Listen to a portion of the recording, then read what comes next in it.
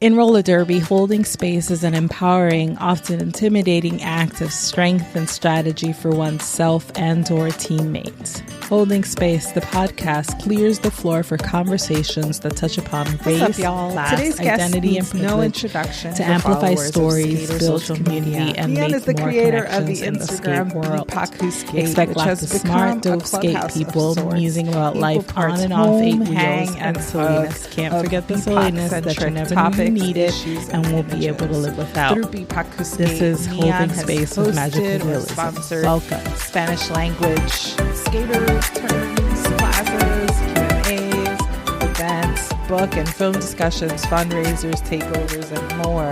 IRL, the LA native, co-founded and built a skating collective in Madison, Wisconsin, where she landed after attending college elsewhere in the state. She's also an alum of Madison Roller Derby and Team Iran and is an avid park skater. Since this convo, which was recorded in the spring, she's also announced the co-launch of a wheel company with Olive of Queer Skate Alliance called Radical Wheels.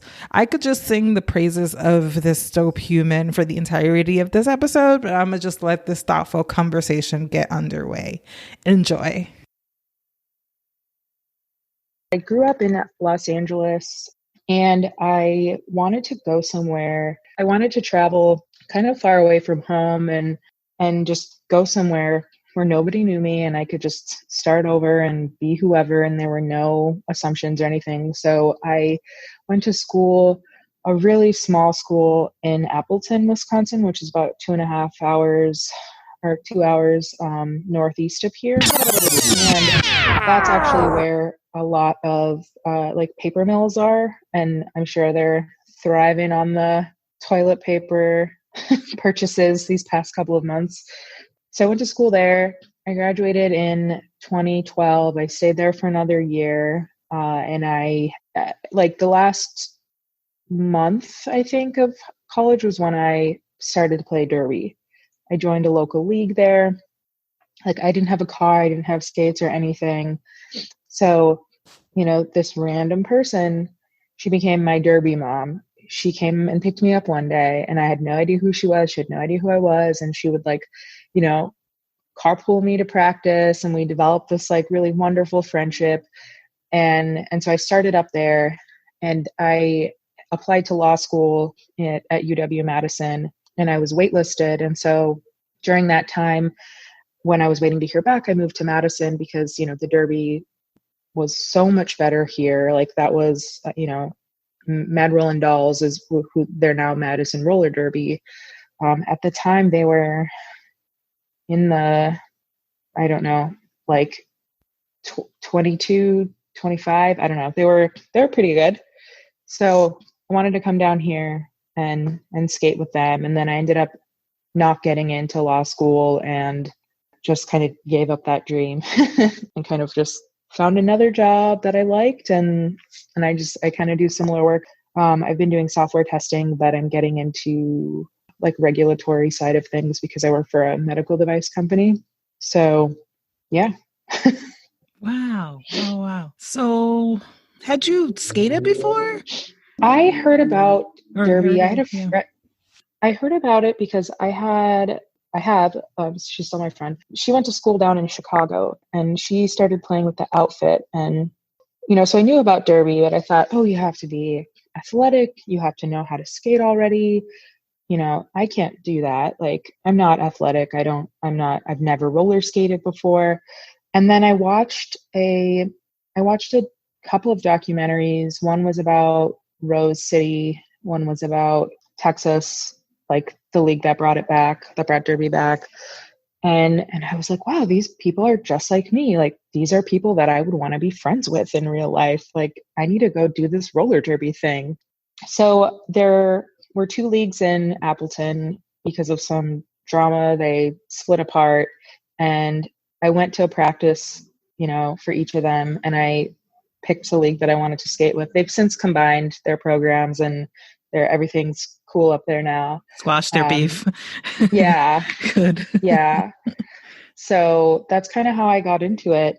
And it helped me through a weird time in my life when I first started. And yeah, I played for Madison roller derby between 2014 and 2018. My rookie year, I shattered my ankle. I tripped over myself at practice. Oh my I goodness. had a trimalleolar fracture. So I've got a plate and 9 screws on my left ankle still. And that was like devastating. And then the next year I made the B team, skated on the B team for a season, and then skated on the charter team for a season, went to D1 playoffs before like the structure changed to like the Continental Cups and all that, how it is now. In 2017, that was September 2017. 2018, January, end of January, early February was the Roller Derby World Cup where I skated with Team Iran. And then March of 2018 is when I had my concussion. What about the concussion made you decide to step away from the sport?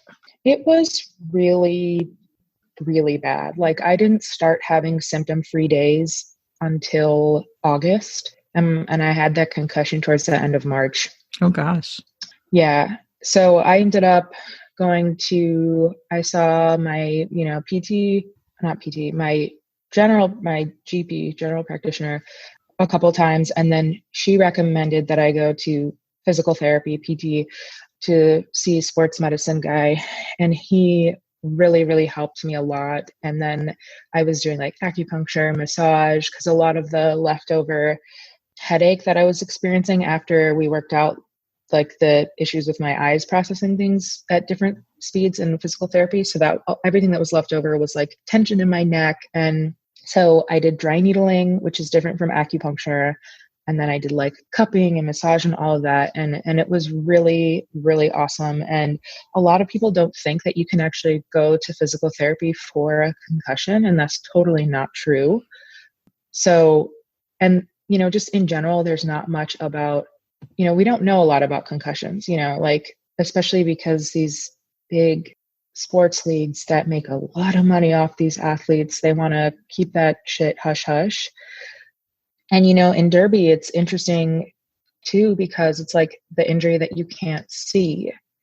And so, some of my teammates were very supportive and others I definitely kind of got weird vibes from, like, no, I don't want to sit here and watch you guys play. I'm not being lazy. Like, I'm in pain. I would love to play with you guys, So it just wasn't worth it for me to go back and risk getting another concussion because I had already, like, my brain was already altered, like, in a way that I've never recovered from. Like, I still struggle to find the words sometimes. My jaw permanently clicks because I got shoulder checked in the jaw.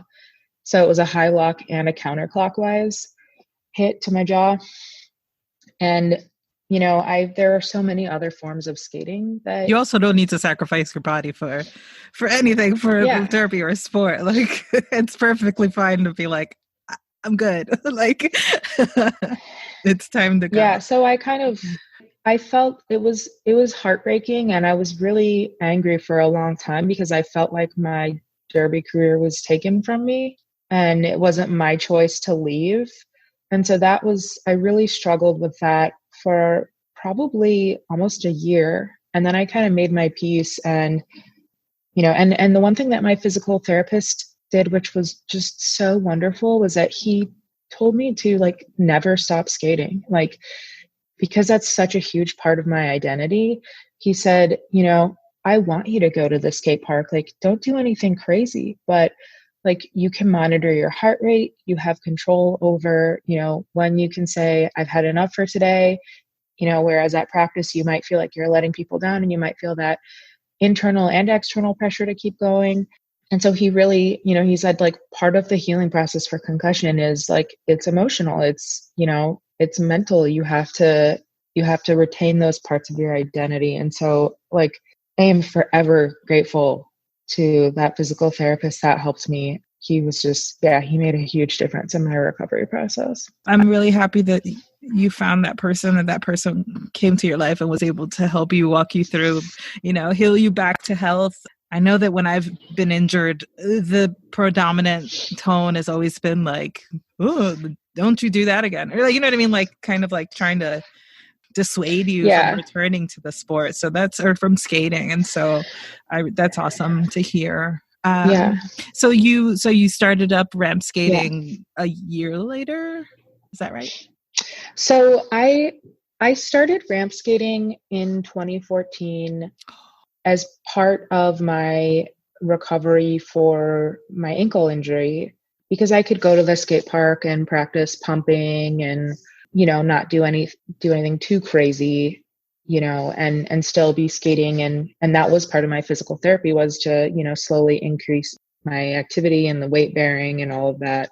But once I got drafted to the travel team, I just didn't have enough time to commit to safely to safely skate at the park.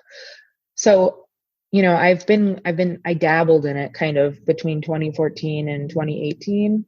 And 2018 was really when I picked it back up again. And that became, my primary form of skating. A lot of people, I don't know how they do it. They play on the travel team, they park skate, they work full time, they cross train. Like I value my contribution to like my local community in Madison and like the skate community at large, that I don't mind giving up some of my own time in order to do that work. And so for me, like I can't balance all of those things.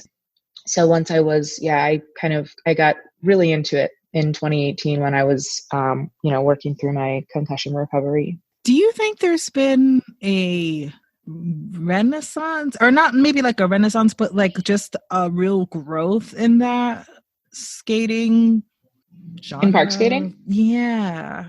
I can't absolutely. tell because I don't do it, but I feel like it's only gotten on my radar as a lot more derby people have crossed over into it. But as someone who's done it for quite a bit now, could you tell me more about your experience in terms of like the community side and that sort of thing? It's growth.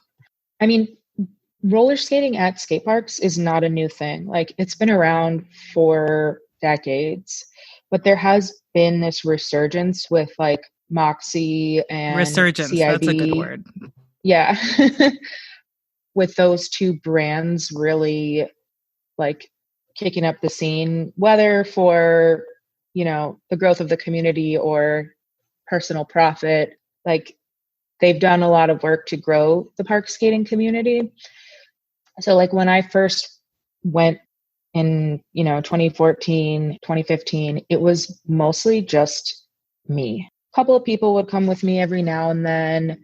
And there's one other skater who I would skate with her pretty regularly. And she's like an OG skater from like Mouse from like the beginning of derby. I adore her. She's one of my favorite humans. But like a lot of people would come to the park just to like snap a picture and be like, hey, I'm a derby girl at the skate park, and I was like, that's cool. Like if that's what you want to do, that's awesome. And so I don't know how I got connected. Oh, I guess it was because we all worked at the same place, but I got connected with a skateboarder, my friend Jeff, and another person that we worked with, Rob, who has a son. And I mean, he was pretty young at the time. Like maybe he was, I don't know, like 8 or 9.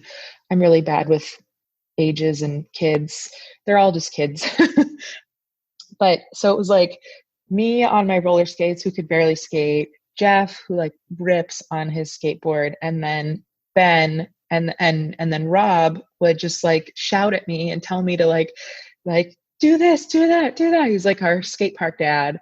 So we were this like odd crowd of people at the skate park together. And slowly, like I had friends who left derby and they wanted to join me, or they were still in derby and they were like, whoa, that looks awesome. Like I want to go do that with you. And so now we have like a nice little crew of people in Madison. And I've seen like these little crews kind of like sprout up that are not associated with like CIB or Moxie. Like they've created their own skate clubs that are not based around like brands and like marketing. Some of them have like built their own DIY spaces. And so, yeah, it's like totally blown up. And I see a lot of people going and buying skates and just never going through derby. Madison is still pretty focused on derby. It's a small city. Like it doesn't even feel like a city to me. It's like 250,000 people. It's like very, very tiny compared to LA where I grew up. So like here, a lot of people, all they see is, you know, MRD, and like that's how they join skating. So it's been really cool for me to see like all over the world, like people just going to skating, like just going straight to jam skating or just going straight to park skating and kind of like bypassing the derby experience altogether and having that space for those people to be on skates. Yeah, to have an alternative, to be able to choose that's dope too. Yeah, I agree. I it's fascinating to me to see how people have like they're picking lanes or going different lanes. It's dope. I wanted to ask you also, what was it like to skate here or there in Madison versus having that experience at the World Cup with Team Iran, I should say. Yeah, so I found out about the team through like a Frogmouth post, and one of my friends and coaches in Madison tagged me in the post and was like, oh my God, there's this like Iranian team that's trying to form. You've got to be a part of this. I was like, hell yeah, I definitely want to do this. So I got in contact with the team. And at the time there were like 8 of us, maybe. It was really small. I mean, we didn't grow that much further past 8. We had 11 people. We played all of our games, every single game with 11 people. So we worked really hard for a year. We made merch, we fundraised. Like we had some issues with PayPal and GoFundMe because like it's a Team Iran and people were like, wait a minute, US sanctions, like you can't be funneling money into Iran. Like, what are you doing? And we're like, no, really. My like goodness. We're like a team of like diaspora. None of us live in Iran. Like some of us hold passports, but like we don't live there and we're not funneling money into Iran. And also like, fuck you, because these US sanctions are insane and also absurd. Like systemic racism. Hello. Like yeah, right? So that eventually led to us changing our name to Team IRN. So we removed the A, which was kind of like ended up being like our motto, like give us our A back, or like we're gonna hand you your A or whatever. And so we met in London a week before. We had skaters from France, New Zealand, US, like UK. Did I say Sweden? Sweden and Denmark and Netherlands. So we had 12 skaters, and then one of our skaters found out that she was pregnant. And so she had to make a really tough call and was like, you know, I'm not going to go. I don't want to skate and, you know, harm the baby. And her husband was there as a ref, which was awesome because we got to meet her husband, but she ended up not traveling. And so, so we met up in London, and like going there and like meeting everybody, like the first day was like going on having like first date, like nerves, because it's like, you know, I've been like talking to these people for a year and I've never met them. And like, am I going to be awkward? Like, it was really sweet. And, we all met up and it was just like really exciting. Like the energy was so good. And, you know, it was also really cool to meet a bunch of skaters who shared like that same like cultural background and who I could relate to on this level of like derby, because growing up, I didn't really have a lot of Iranian friends. Like we didn't have a lot of money. A lot of Iranians in LA have a lot of money. Like I couldn't really connect to like my peers in LA. Like I remember this girl had like a BMW and like a fancy cell phone and like all this shit. And I was like, oh wow, that is like so not my life. And also I'm like over here, like listening to Bjork and like, you know, like we can't relate to that. So yeah, we trained really hard I think we had like 4 practices in London. And then we all kind of like smushed up into a couple of cars and drove to Manchester. We met like at this big truck stop and like had dinner, which was kind of cool.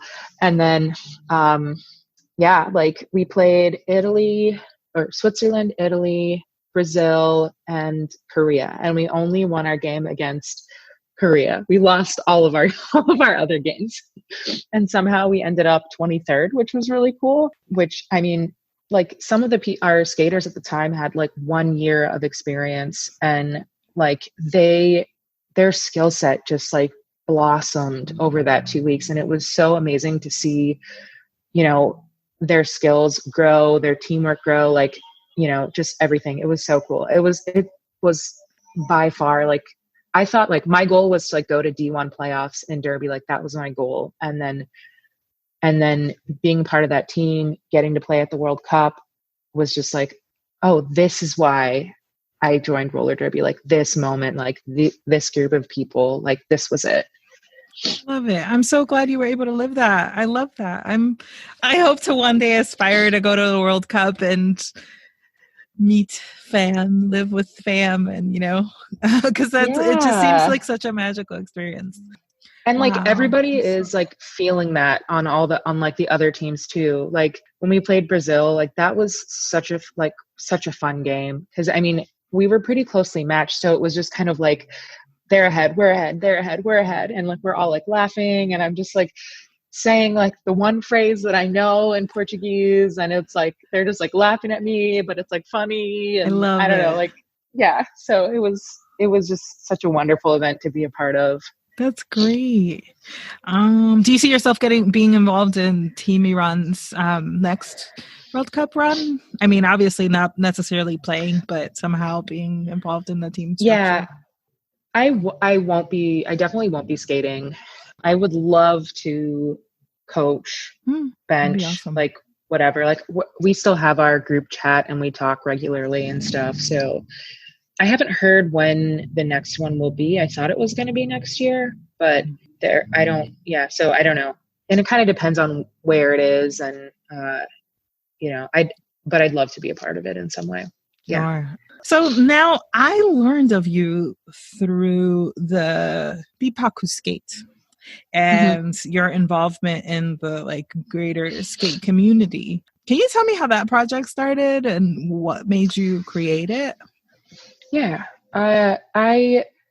So this kind of goes back a few years to when I would see Olive and their partner at the Midwest Brouhaha, which is this big derby. There are like 2 tracks at once in Milwaukee. Is that how y'all met? Well, we didn't meet there. I would just see them and their partner like walking around, and I was like, oh, they're so cool. Like, I really want to be friends with them. Like, and I've told all of this story like 1,000 times. They're probably sick of hearing about it. And then so like QSA happened in November of 2018. I think because this November will be their 2-year anniversary. And a couple months before that, that's kind of like in August of 2018, September 2018, that's when like my frustration started to build. And that frustration was that it's like everywhere I look, like I only see white and white passing skaters. Like, what's up with that? So I had the idea to start that page that summer, like early fall. But then my time kind of got preoccupied with the shred shed, which we can come to later, because I know you have a question about that. And so once that was all kind of like established, I reached out to Olive, and this is how we became, you know, close friends. I reached out to Olive and was like, hey, I really, really love what you're doing with QSA. Like, I have mad respect for you. Like, this is much needed for the community. And I had this idea last summer. I couldn't execute on it, and I want to do that now. Like, I have the time to like plan it out and do it well. Like, can I have your permission, kind of, you know, because I wanted to like follow some of the stuff that they were doing, like the Q&As and everything like that. And, you know, they were like, oh my God, I'm flattered that you would ask my permission. Like, please go do this. Like, of course, like I'm always here to like talk and help and bounce ideas back and forth. And I was like, yeah, same here. Like we're going to be BFFs forever now. And that's, yeah. So so that was the end of January 2018. And, you know, it kind of ended up turning into this big thing where, you know, a lot of my focus was on these two brands in particular, not because there aren't other brands that do similar stuff, but because those two brands have so much power in this community. And ultimately, though, that's the image that a lot of people see when, you know, if they're bypassing Derby, they go straight to those two brands, and that's what they see. And when they see people who they can't relate to, you know, like their gender identity or their sexuality or their the color of their skin, like any of that, their, you know, the size of their body, like maybe they're skating at the skate park in a wheelchair, you know, like when they don't have that person to connect to that looks like them and is having a similar experience, which, you know, I've said this before and I'll say it again, it shows people that they don't belong and that they're not welcome. And so my whole thing was like, we're creating a space for Black, Indigenous skaters of color, you know, following in the footsteps of like the Black Roller Derby Network, Team Indigenous, Jewish Roller Derby. Like this wasn't a new idea, you know, other groups were already doing this. And now we have Black Diaspora Roller Derby as well. And so, you know, I kind of wanted to just create a space where it's like, we're all coming together as, you know, marginalized skaters, sharing our stories, learning how we relate to each other, learning how we differ from each other. And the other thing that I wanted to do was create a space for skaters of all abilities, because you usually see that like pie in the sky, like skater who's doing a backflip or like a 360 over a spine. And like, that's not a skill set that people are going to just achieve the first moment they put, you know, skates on their feet. So I will still get messages from people saying like, oh, I just started skating. Like, is my voice important in the community? I'm like, yes, of course it is. Like, you're a skater. You're part of this community. Like, I don't care how long you've been here. Like, welcome to the community. Hope you stay here for a while. Like, answer these questions. This is a community page. Like, it's about you. It's about all of us. Right. No, that's another reason why people might not feel welcome and say this isn't for me is when they put the skates on for the first time and they can't do like the 360. They're like, well, I'm shit, you know, because they don't see those people who are just starting out and who, you know, they just don't, they don't see the eggshells. They only see like the finished omelet. You know what I mean? And so that's awesome that you do that.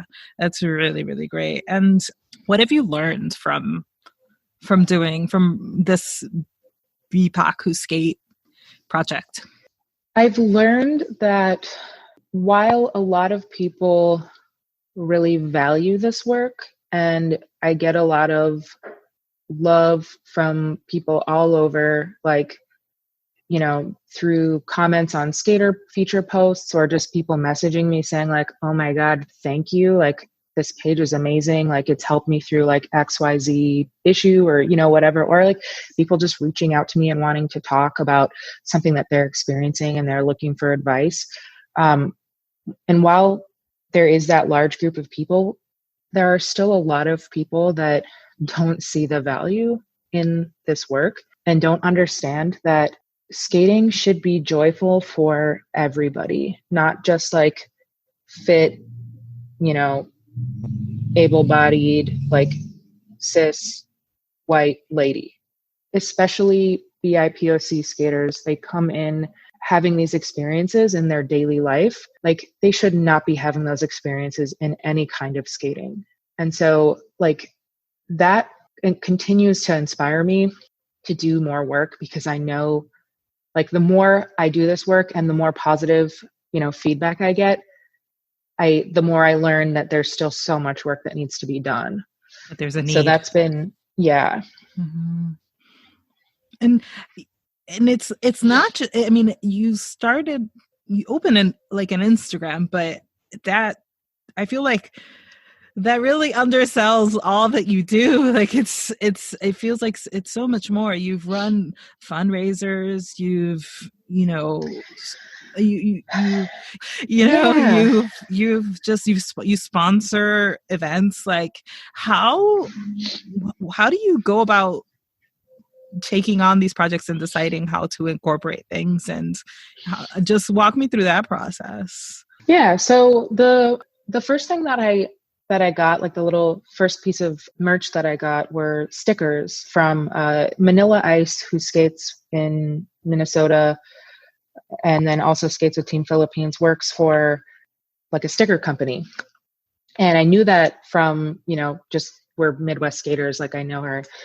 And so I reached out and said, hey, I want, my friend, shout out to Carly Doty. Thank you for making me the most beautiful watercolor, who's also actually the partner of Rob, skate park dad, who yells at me all the time at the skate park. So I got the stickers, and I also ordered some patches. And the idea was that like we'd spread awareness and support for Black, Indigenous skaters of color in our community. And I invested a couple $100s of my own money that I've never paid myself back for. And basically whatever money that I brought in, I donated. And so for 2019, I think that ended up being like close to $1,000, which isn't a lot in the grand scheme of things, but it's still something. It's something. Like, it's more than nothing. It's definitely a lot. It's something, someone's rent, someone's meal for like 6 months. Like, yeah. So we donated to Launch Good. They had a fundraiser going for the families of the victims in the mosque shootings in New Zealand, and that was close to 300. And then we had over $650 to Races, Texas. Yeah. And then there was a little over 100 that went to the Girls for a Change Foundation, or like chapter in Virginia that was part of the Roll Call fundraiser. So,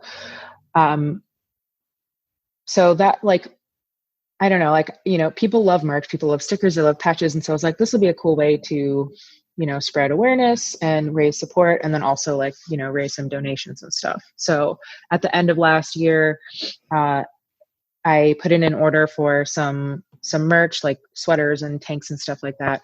And that was quite a bit more of an investment. So my plan for that is once I break even, I'm going to donate the money that I make. So basically it's like I'm running a business that I have to file taxes on, but I don't pay myself. So yeah, like just trying to like tap into that, like roller skaters love buying merch, and then also like then give the money that I, because I have a full-time job. Yeah. Just spread the good. I wanted to show you, I don't know if you could see it, but this might have backfired on me, but my jean jacket that has my patch on it is like right here. Awesome. I wish I could show it to you, but that's its sleeve. Yeah.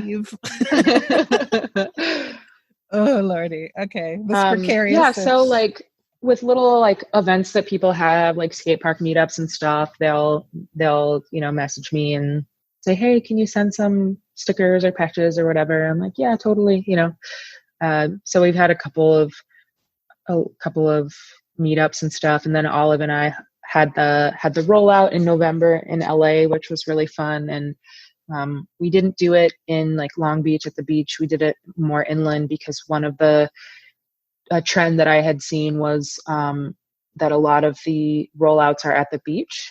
And so it's not like super accessible to everybody. And so we wanted to do a rollout in a different part of LA instead of just doing it at the same place, going down the same path and stuff. So that was really awesome. And I got to meet like a bunch of people that I had been like messaging with. And so that was really cool. I'm also like just so shy. So I feel like I like stood in a corner and was like, oh, don't look at me. That's awesome. And how did the shirt shed come about? So going through PT and getting back into park skating that summer, I, as it started to get colder and it would like, rain and stuff, like, I was like, oh, I can't not continue to do this.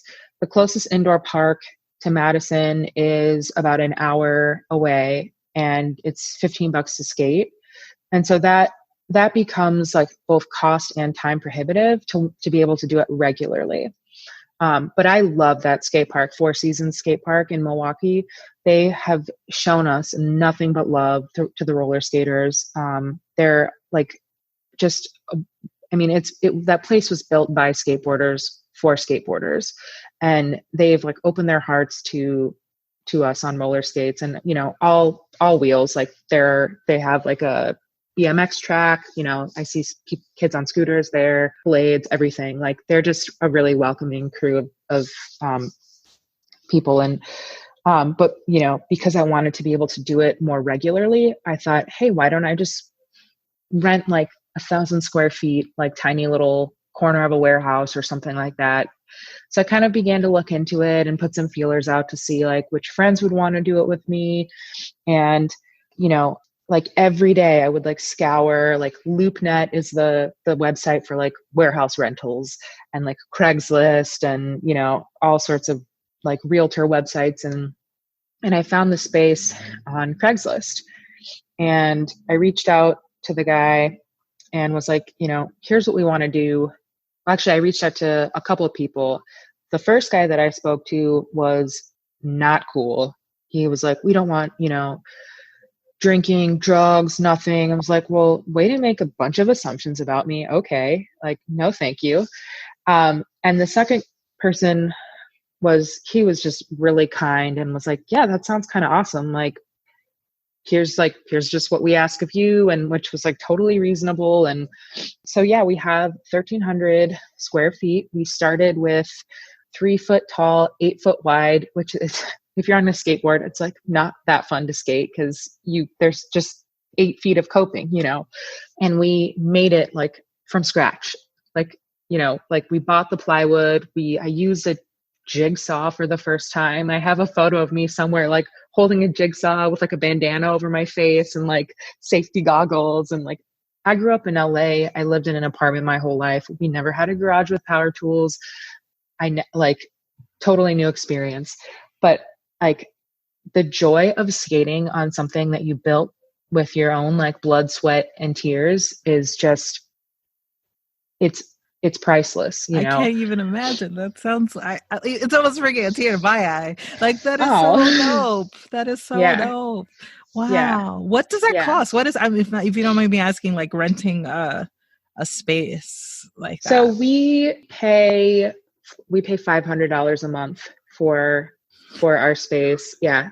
Welcome to Wisconsin. I'm gonna like this right here would probably be like $500. Yeah, your closet. Do you need a new roommate? I'm saying, wow.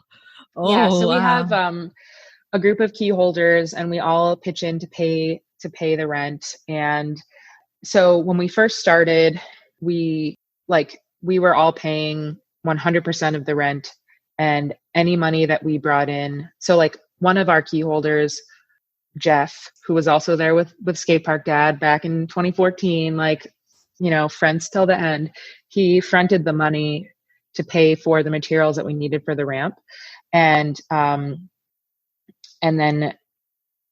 once we had the ramp built and we were bringing in like session donations, which we asked $5 for people to skate there.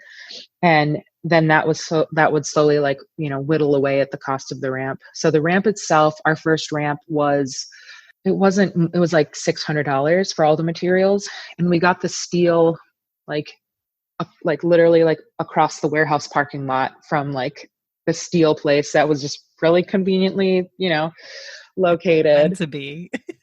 Yeah. And so for a while all we had was this 8 foot ramp, a little quarter pipe that Jeff brought in, and a P rail that my partner and I built in our living room. And then in May, the news came out that Chicago Shred Union Cuban was going to close down La Bodega because she's about to embark on this van journey with her partner Lenny. And so we fundraised to buy the ramps from her. So that happened in May. And prior to that, I was teaching some like group lessons, like intro to pumping basically, and raised, I think like $350 for a spine and a manual pad. So it's just been really wonderful how our local community has also come out and supported us.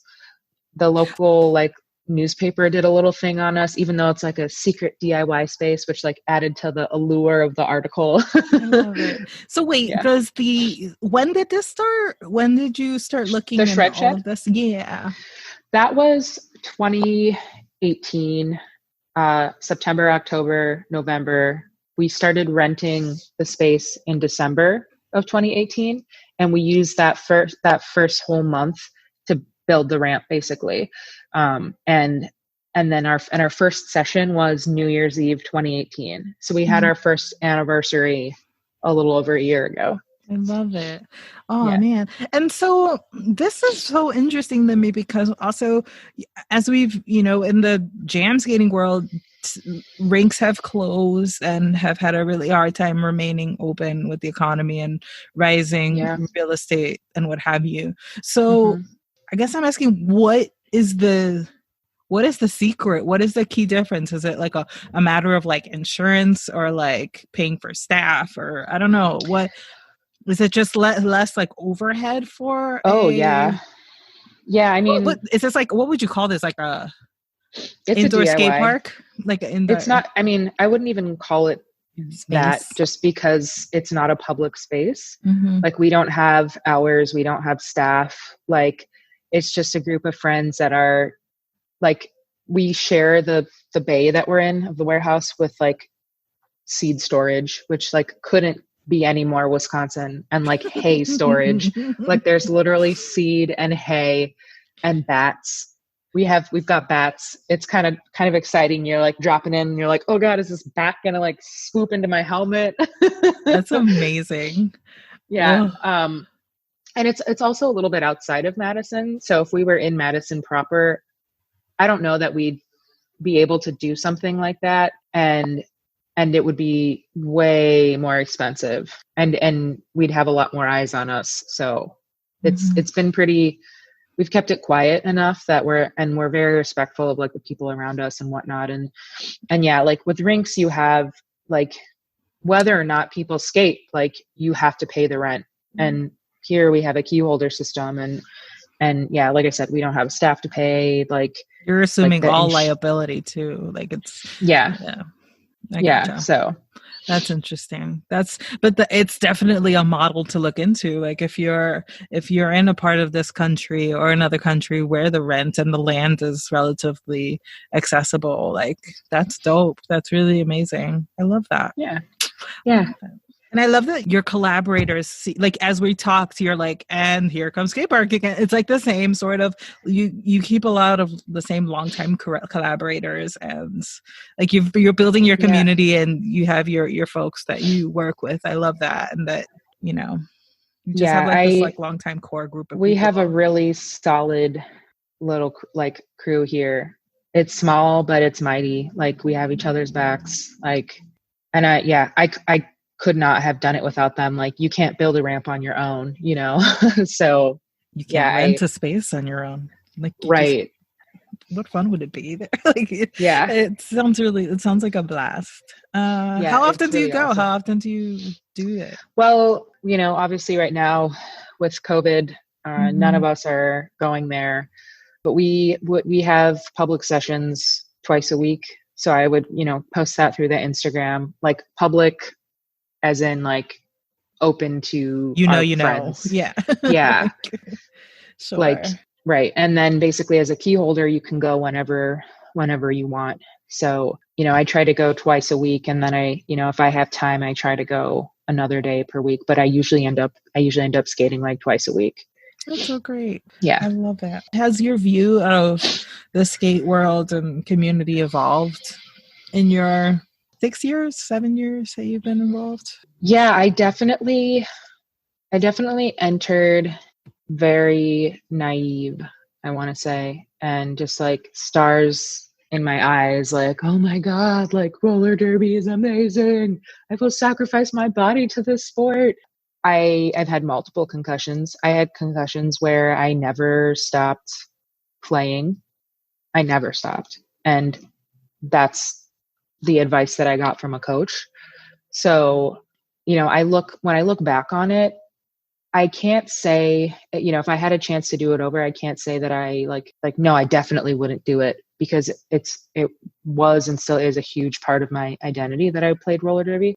But I wish there was not like an idiot's guide to roller derby, but just here's a bunch of shit some people who've retired would want you to know. Guide to roller derby and roller skating. And that's not a bad idea. That's a very good.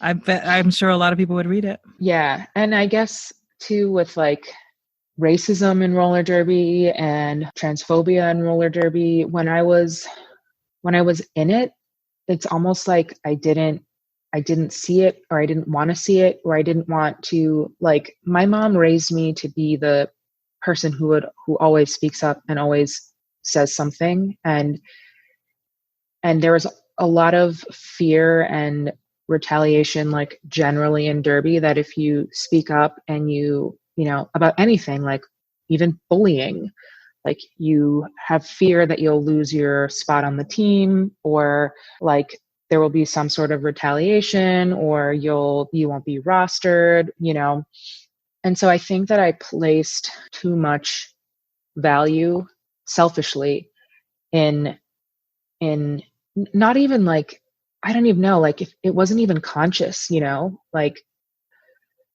in being able to play and not, I spoke out many times about the bullying that I saw in my league, and I experienced bullying myself, but it wasn't until after I left and took off those, what is it, rose-colored glasses? Is that the expression? That I was oh shit, And then I thought, I'm not a member of the WFTDA. I'm not in derby. I can't change anything about this. I can't do anything about this. I'm going to go park skate where the community is awesome and open and loving and accepting. And then it was oh, wait, shit, I have to take the second pair of rose-colored glasses off my face that I forgot I still had on. And oh my God, what the fuck, And then again, having been inspired by the work that Olive does with QSA, I was wait a minute, I do have power here. I can be that annoying person that those brands hate on social media, and that thorn in WIFTA side. And that's been kind of cool, because I'm on the WIFTA accountability committee now. So, there are a handful of us that are kind of running these alternative, I mean, not even organizations, we're not nonprofits, you know what I mean? But these movements that people are listening to and paying attention to, and second and thirding, and thousands of likes and things like that, where WIFTA's oh, we should work with them, I don't know if I answered your question. All good, but you brought up a lot of stuff that I was wondering about. What is the work of the accountability committee for WIFTA? So it's been a little slow over the past month or two, because they have, I'm sure, just some gnarly stuff to deal with COVID, and putting out a uniform message and expectations for leagues, and then also canceling stuff, the big things that they do every year, basically the purpose, the reason why they're around is gone for the year, kind of. But the goal is to get community feedback through these other channels, and to use that to inform the types of decisions that the WIFTA needs to make, and also give us access to their resources. And it's kind of you help us collect feedback and have an ear to the ground and work with us to better address the needs of the community.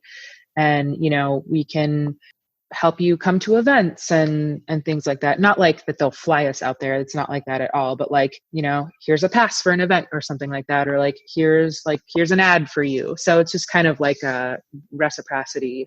So, who else belongs to that committee? There's a bunch of people. So, Team Indigenous is represented, QSA, Derby Without Borders. There's a list, and I feel awful for not remembering who else is on there. But I recently used it as a forum for hey, the skater reached out to me and had this experience, and it sounds like very, I mean, not very, it was racist. It was like transphobic. What, how can I help them? What resources does the WFTDA have that can help them? Here's the story. What are the next steps? So in a way it helps me because like I'm not a part of the WFTDA anymore. And so I don't want to just willy-nilly like tell the skater what they can and can't do. And then they hear that these types of things are happening in their member leagues. I mean, they're obviously aware of it, but every example that we can bring to them is just another like piece of coal for that fire to make the changes that really need to happen. That's so good and so necessary. I'm really glad. When did you begin your participation on the committee?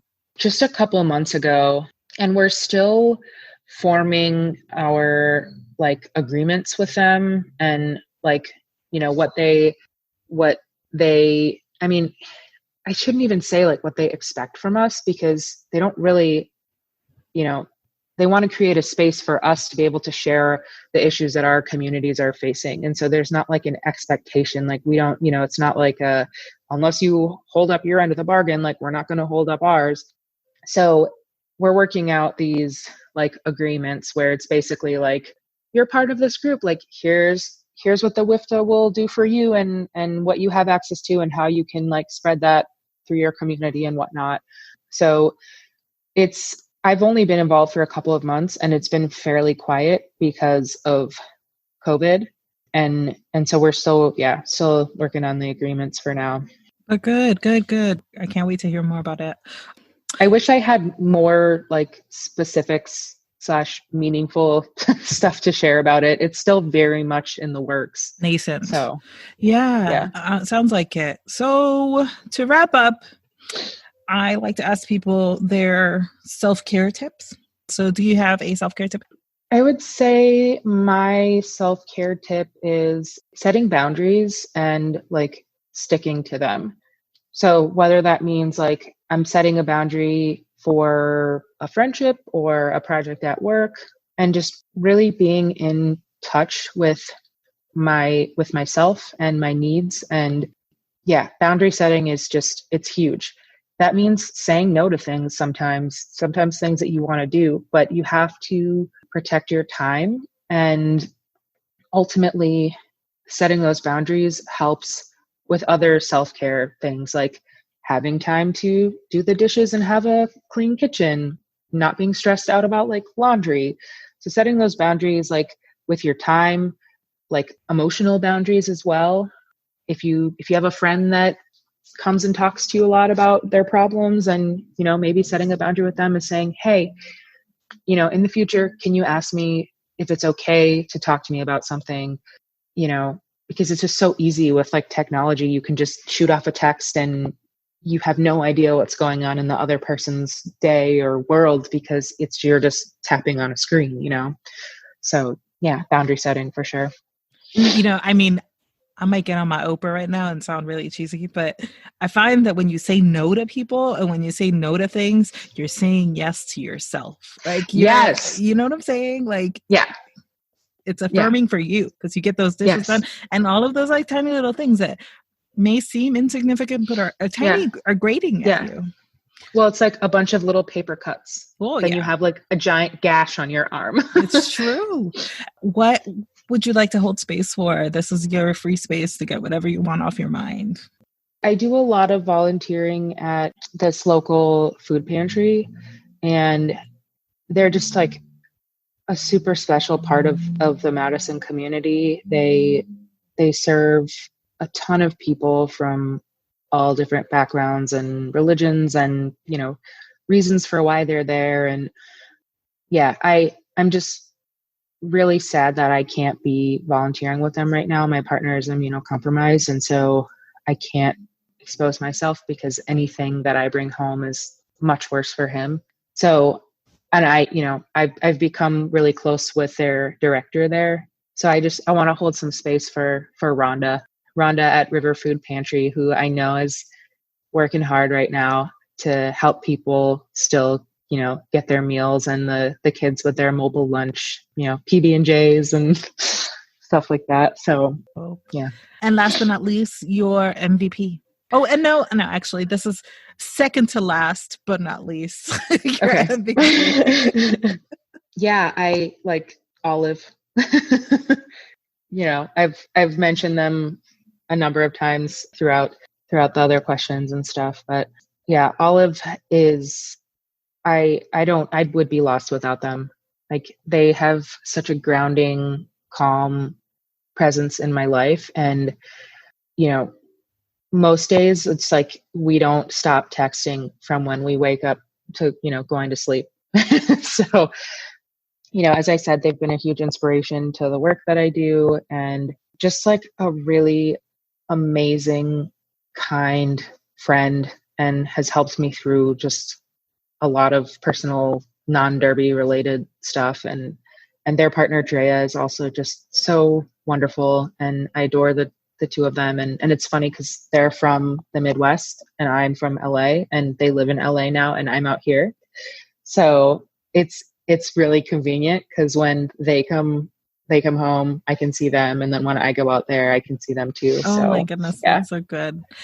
And okay, my last question is, what's your post-pandemic vision? Like, what do you see after this has run its course and we're back to normalcy? I don't see us going back to normalcy. Like, what is normalcy, right? People didn't see that. Like, I held my fingers up and did like quotation marks for normalcy, because what is that? What is that? Yeah. I mean, it's definitely not what once we're no longer before. in sheltering in place, right? Once we're no longer, once it doesn't kill us to go outside, like once we're able to like hug each other and see our families and be normal human beings, I should say. Yeah, I saw the Meg, the person that runs Derby Without Borders, posted this meme that was like, when I get out of shelter in place, I'm gonna French kiss all my friends for 45 minutes. I was like, what? Okay, so to answer your question, we cannot go back to the way things were done before. Especially in this country, people don't have housing, people don't have access to food, people don't have access to education, people are drowning in debt. We just like health insurance. These are all basic things that we should have covered. And this whole experience has shown me how beautiful people can be, how many people place value in community over individualism, but it has emphasized so intensely like that true American like value of individualism, where you're placing your own needs over the needs of other people. And that was just like proven by like the sheer stupidity and people hoarding fucking toilet paper. Like, that makes no sense. Like, we need access to housing, we need health insurance for everybody, we need a livable wage, especially like for everybody, especially people who are, running grocery stores, delivering food, cooking food, working at food pantries still, you know what I mean? Like, those are all jobs that we all need to respect collectively. Like, we can't go back to this capitalist mentality of like boss makes millions of dollars and like the peasants down at the bottom just like eat shit. That's unacceptable. And I think that this can really like radicalize people. And I mean, this has affected everybody, even white ass Trump voters. This has affected them. And so I hope that they can see that Trump does not give a shit about them, and that they'll change, that they'll learn, that they'll grow. Like we just have to do something differently. Like, I saw a Bernie tweet from a little bit ago that said like, universal healthcare and free education isn't radical. Like, Godzilla standing on a frozen lake and not the ice not breaking. Like, that was radical. Like, that's crazy. Like, other people are already doing this shit. Like, why can't we?